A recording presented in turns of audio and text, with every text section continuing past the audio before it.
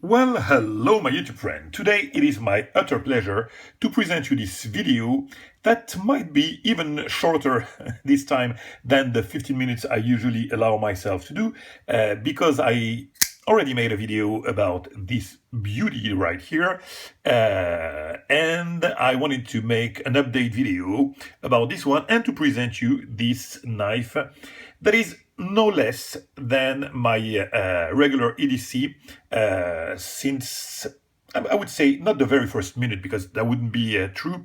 Actually, it took me a couple of days, I would say, a couple of days to get into it. One of my friends lately told me something that I think is absolutely accurate when it comes to a lot of things. He told me that sometimes less is more. And that's absolutely what it is with Rexford.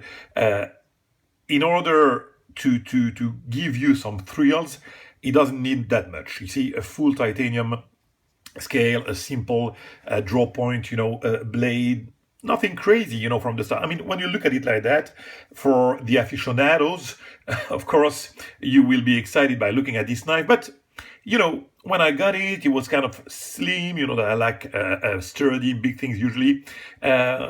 Nothing really, really special with that one. So, basically, I will tell you no lies. For the first couple of days, I intended to sell it, either sell it or trade it. I was not that I was not happy, but I thought it was not for me.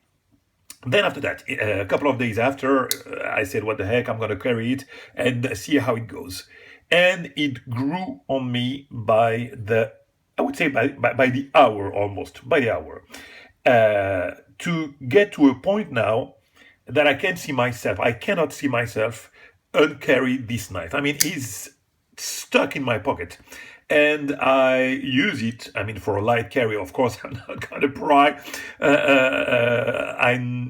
I would hate to have to be in a fight and combat situation, but I wouldn't use that one if need be. Actually, I wouldn't use a knife. I wouldn't know how to use a knife in a combat situation. I've learned to use my hands for that, but knives I wouldn't do. I mean, this is, to me, it's just collectible pieces. But I'm digressing. This knife became my ultimate EDC. So I wanted to present it to you and ramble as always with that one. And this is, of course, the second of my Rexford, and I was going to say hopefully, but you know what?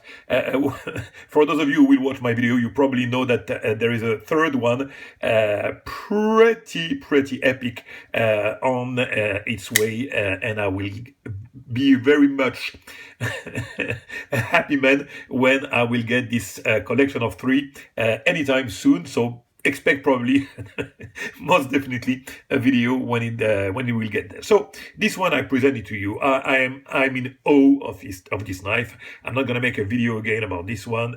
This one, man, it's even growing on me even better every day. So I wanted also to present you 2 flavors of Epicenter. So you have actually the addressed one here, and really the basic and simple one, if ever Rexford can be basic. So yeah, those are really 2 flavors of the same knife, of the Epicenter, and they can be so different. So you see this one is really thin, as I said, and really dedicated to an EDC use. This one is thick as a brick. I mean, compared to the other, look at that. I mean, it's almost double the size. To be honest with you, the liners on this one has to be the frame of that one. Look at that. And I also wanted to share with you the differences on the grind. Difference that you can see here on the spine. Look at that. Even the thumb stud are really dramatically different. They are way bigger on this one. Listen, when you focus here, you would say that, and I think it is actually, it's the same thickness of blade. But look how the grind can be different. On this one, it starts from a large here and it goes to the tip. Actually, I prefer the grind on this one, but I love them both, of course. This one, you see, has a different swedge. So you see it's thinner here, and thin all along here. You don't have this consistency here that goes from large to the tip. So the grind is totally different, and starting with the spine. Now look at here on the presentation side. You see how different it is. I mean, those are two Epicenter, and you can tell those are really handmade because, oh man, those grinds are totally dramatically different. Look at that. Here you have the line and the flat that is just a simple flat, and quite large here with a small and delicate swedge that goes from a really small tip here, becoming more here, larger here, sorry, and narrower on the tip. Here the swedge is consistent. I mean, you see it goes from here and it's boom all the way around to the tip where it's a little bit thinner here. And the flat is really narrower, I mean thinner than the flat on this one. And here you have a big flat bevel, where here is a little less. So, and even here on the tip, look at that. I mean, it's almost a tanto here when this one is more rounded. So the grind, I mean, you know, I'm all about the blade. So for me, you see, you can tell, oh, I've got two Epicenter. I mean, they're dramatically different. Whether it's on the dress part or on the grind, to me, those are simply two different knives, period. I mean, they have nothing to compare. Even the pivot is different. Everything is different. The construction is different. Here you have a backspacer. Here it's a pillar construction. I mean, if it's not for the jimping that is the same, everything else, and the fact that the tip is on standoff, everything else is totally different on those knives. So, yeah, this one, as I told you, I presented it. So, yeah, this one, a perfect EDC. And man, you all know, like me, that this finish, this bead blast finish here, is quite scratch friendly. It is, of course. So I told you it's my EDC, but you know, it's a way to behave. I would never want to have any scratch on this knife, so I'm behaving. You know, I dedicate one pocket to that knife. I will never put any kind of money on it, any kind of keys or whatever. It's a way to behave also when you get a knife like that in your pocket. And I do, actually. Usually I'm not the kind I wear jeans, t-shirt, whatever. But, you know, it's a nice way for me to get a little bit classier, I would say, you know, and put some attention on what I have. So look at that. So yeah, of course, scratch friendly. You would have to be really careful with that finish. But I like it. It gives you, you know, it gives a certain feel with, I don't know how to explain that, but almost a kind of grip on it. I really like that finish, other than the fact that it's really scratchy friendly. I absolutely adore anything that is flush. I adore anything that is, you know, that is a special feature that the maker puts on his knife, an artistic feature. I like it. And the flush pivot here, I absolutely adore. And I can tell you something. You couldn't tell that there is a pivot here. Totally flush here. And it's nicely rounded. Man, this handle is just beautiful. On the other side is the same. You feel a little bit I won't tell you no lie, you feel a little bit the screw protruding, but the rest here, the color here of the pivot is absolutely flush. So, I said that they're still different. Yeah, of course, they're also different by the mechanism, the construction also, because this one's a liner lock, this one is a frame lock. And the action, my friend, on the frame lock is something really special. Really special. I don't know what happened, sorry, nothing. So, yeah, I said really special. I mean, the engagement is, look at that. I mean, it's early and it's rock solid. You literally make absolutely no effort. It's effortless to disengage the blade. Now, oh man. Now, just hear the detent. You heard it. Hear that. Boom! It flicks like you cannot imagine, and it's so versatile. The smoothness on it is just incredible. Look at that. Always consistent. You can use whatever, your index or middle finger, for those of you who know how to do middle finger. I wouldn't know. Listen, in any position you can deploy that blade. The action is simply phenomenal. And it's, I mean, I flipped it open like thousands of times. It's still as consistent as it is, rock solid. It doesn't budge. Man, the action on this one is simply splendid. So compared to this one, the action is totally different, because this one, you can fail.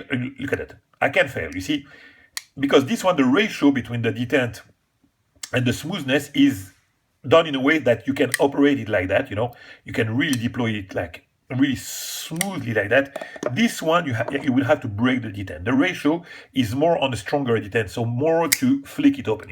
So if you want to, you see, I would have to push a certain pressure to, you see, break the detent. This one is done for this flicking action, and just, man, let me try to, that's the first. I'll try it with the fourth finger. Let me see. I like to ridicule myself. Let me see. I was sure that I'm gonna do it. Sorry about that. No, you will. I'm totally crazy. I'm sorry. When I fail something, I feel ridiculous, and since I don't care, I'm gonna leave it at that. No, really, it's totally. It was just something I decided to try out of the blue. But believe me, that knife is, as you can hear and see, absolutely fantastic. Now check that detent. Hear that? Boom. It's sucked inside, and of course that won't budge. You cannot break that. Perfectly centered, as you can expect. Man, it's already 11 minutes. I thought it would be a really a shorter video. So the highlights on this knife are, of course, also the clip and the backspacer. The clip, which is on standoffs here, I absolutely love this construction. Either that or 3D clip, I love that. So the material here is the hot hammered. This is something that is a trademark, or almost, from Mr. Master Todd Rexford, and man, this is alchemy. This is simply alchemy. Usually it shouldn't be possible to blend those materials here, and Todd knows how to do it. You have some nice reflection of color. It can be more colorful, less, whatever, but look at that. I mean, all shades of color you see on the hot hammer. It's just a splendid material. That was one of the reasons I bought this knife. Now, to be honest with you, I love to have the hot hammer, but the knife in itself suffice. I mean, I would be happy the same way if it was a simple bended clip on this knife. I promise you that this was the major highlight of the knife when I bought it, but now the knife in itself is a highlight. But that's the icing on the cake now, I would say. And man, what a clip, what a nice material. I absolutely love the hot hammered. Todd Rexford is a genius. That much I can tell you. Those knives are, getting crazy prices on the secondary market because of what he can do. I mean, Todd Rexford, these knives, he sells them for a regular price at his table price. He doesn't consider those knives to be, his masterpieces. But any knife that, comes from his shop and from his hands, to me, are masterpieces. They're absolute perfection. So he does crazy things that he sells in auction bid during the shows. So those knives are, show you the extent of his, I wouldn't say craft, of his art, of his maestria. But those knives already reflects that absolute perfection. So yeah, Todd Rexford is a genius. I really hope that you will have the chance, if not already, to have one of his knives, and to take some time to understand what a simple looking knife like that can bring you. As I said at the beginning, sometimes less is more, and on this case, less is way more than I could ever expected. So with that being said, my friend, we are heading to the 15 minutes that I really didn't think we will get, but since I'm always rambling, those things tend to happen, and I probably missed a lot on this video, but who cares? I hope you enjoyed it as I did. Bye bye, my friend, and catch you very soon when the third one will be here.